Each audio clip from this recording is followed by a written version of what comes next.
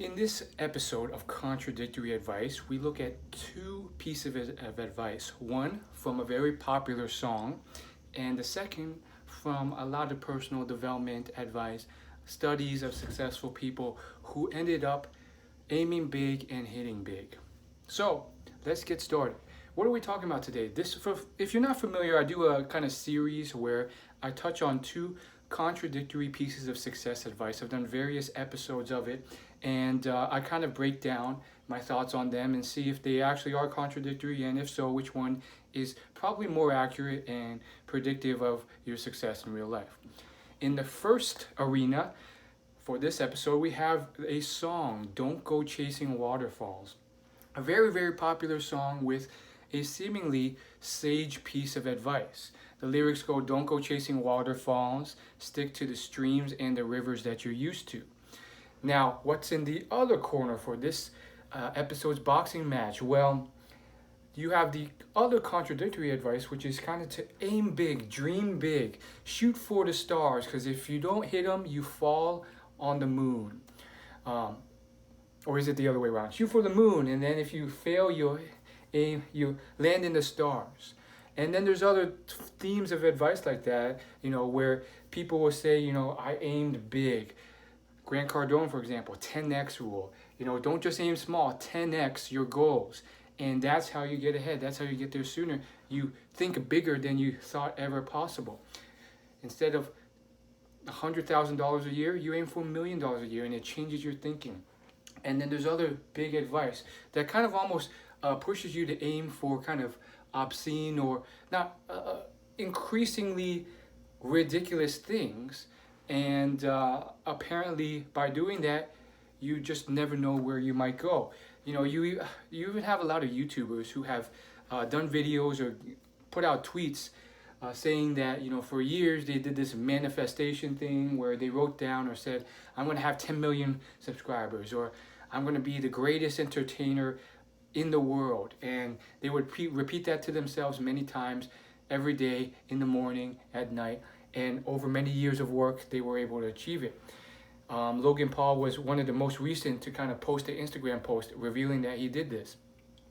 And now he's doing pretty well in terms of income and brand persona, just having finished the boxing match with Floyd Mayweather. Now, of course, whether or not you like him, or you have beef with him, or you don't think he's doing things properly, he has made a decent level of success in the entertainment industry. And arguably he's not the greatest entertainer in the world right now in terms of income, box office, or any of that, but like I said, you shoot for the stars, you still land on the moon. And the word is he's made a few $1 million just from that latest boxing match alone.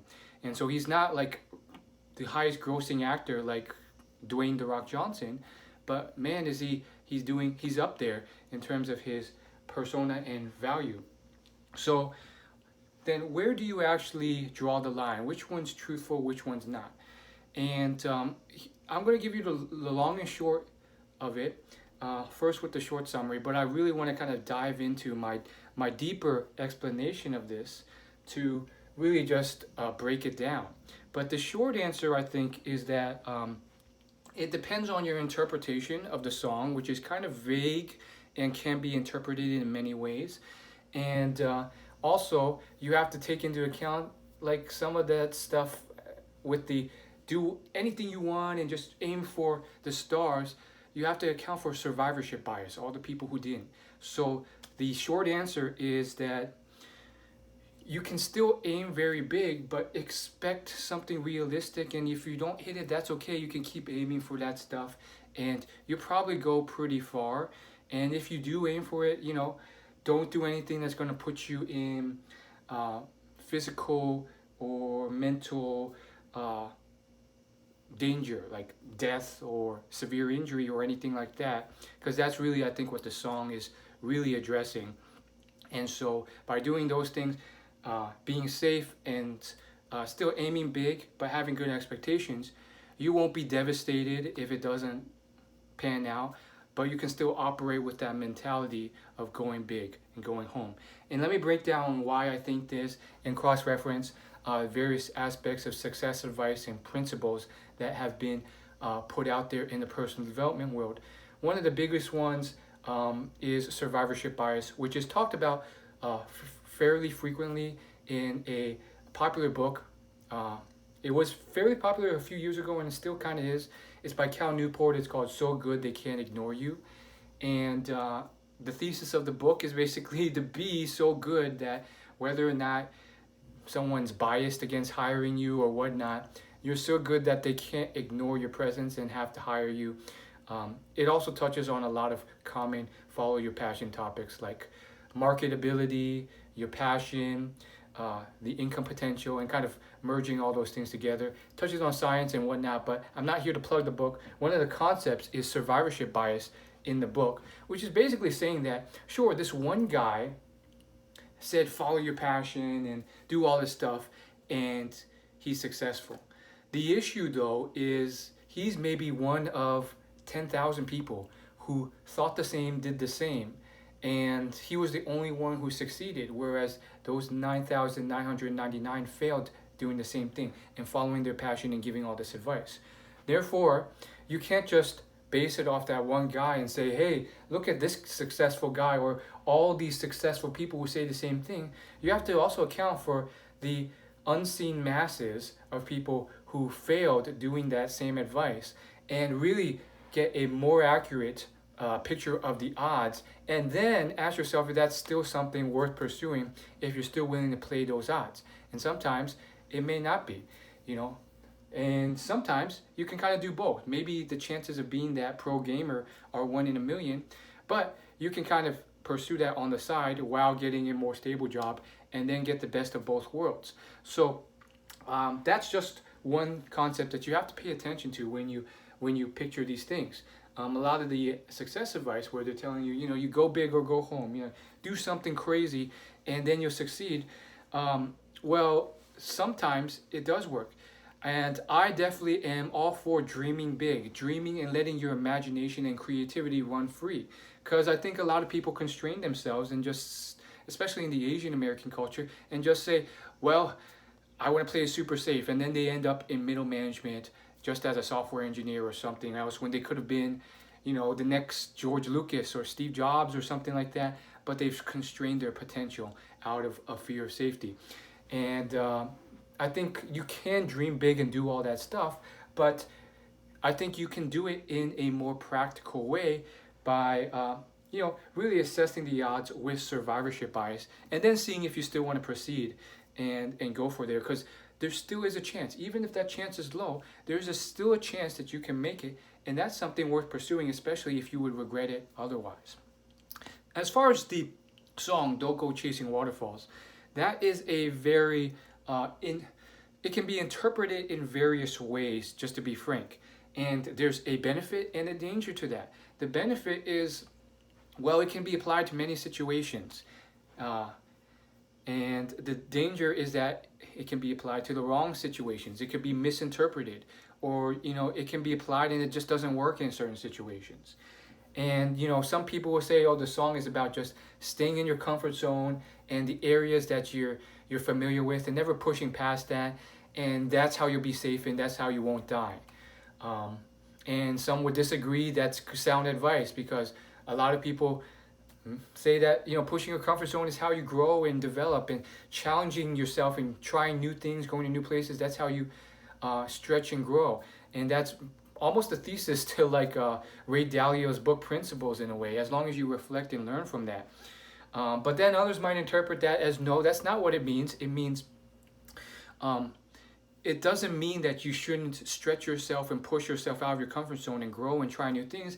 It just means that don't just blindly jump into dangerous areas without really assessing everything and preparing and planning ahead of time. Yeah, you can stretch and go to those new places, but you don't just wildly chase those things without any forethought. And so you can push and go to unfamiliar places as long as you think about it and think it smoothly.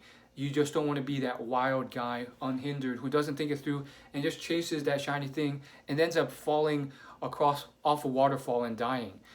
If you want to do that, you want to do it safely.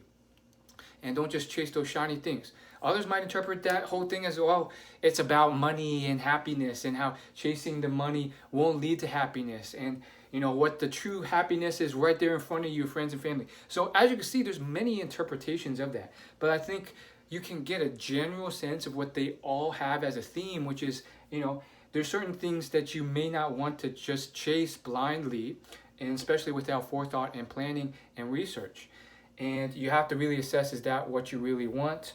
And some of the familiar stuff that's maybe more boring or mundane could be useful to you. So I would conclude that these two advice aren't necessarily one-on-one contradictory, verbatim, one-to-one. That being said, they do have overlapping areas, and I think the thing with the song and a lot of the advice, I think it's just a general sound advice you'll hear across many human cultures. It's not even success advice from successful millionaires or anything. It's just something that you might hear from many different cultures, whether it's Chinese, Australian, Indian, Hispanic, or whatnot. It's almost human sense, human nature to pass this advice on. Obviously, it was popularized by this song, but it's important to kind of think about. There's a lot of proverbs and thoughts out there, and one is just like, you see this when parents talk to their kids. You don't want to just chase that car when it's crossing the road. You got to be careful.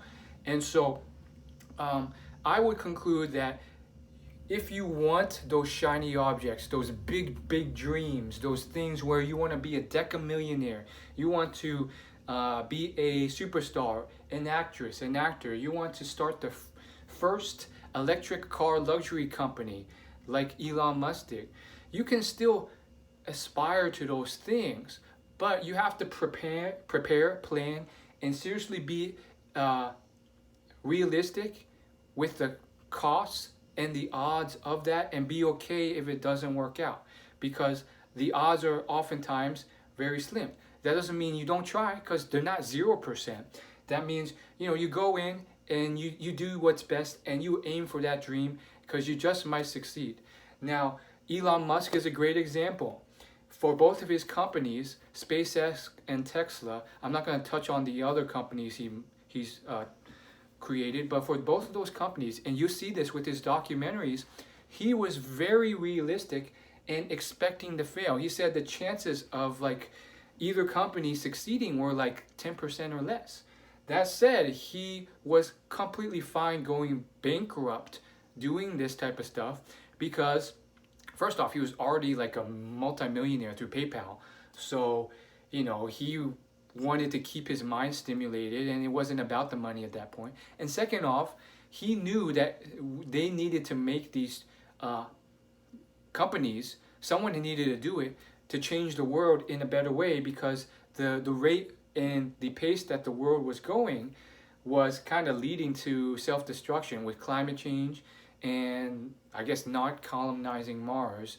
And so he basically formed these companies to kind of change that with cleaner energy producing cars and a privatized space exploration company. And even though the odds were low, he chased his dreams, and it just happened to work out in his favor. But he was very expectant and okay with losing in the case that it didn't turn out right. And so that's something you have to keep in mind when you make that decision. So in my opinion, you definitely want to continue to chase those dreams and do it and go for it, because I'm going to do it. That's what's fun about life. That's how you create innovations or lifestyles or lives far better than you ever imagined. Artwork, creations, whatever, far greater than you could ever imagine, because you dreamed it and you actually pursued it, when most people would just thought, oh, that's impossible, and not even tried. But also, you want to temper that with preparation, planning, assessing the odds, and sticking to the streams and the rivers you're used to. That's my thoughts, and thanks for watching till the end of another episode of Contradictory Advice. Since you watched to the end, which very few people do, not only do I ask you to subscribe, but I have a gift for you. Feel free to reach out to me on my website or Instagram, which is always linked below this YouTube video, and I will be happy to give you a one-on-one mini coaching session, either through an email or through in person if we decide that is the best fit. So thanks for watching, and I'll see you later.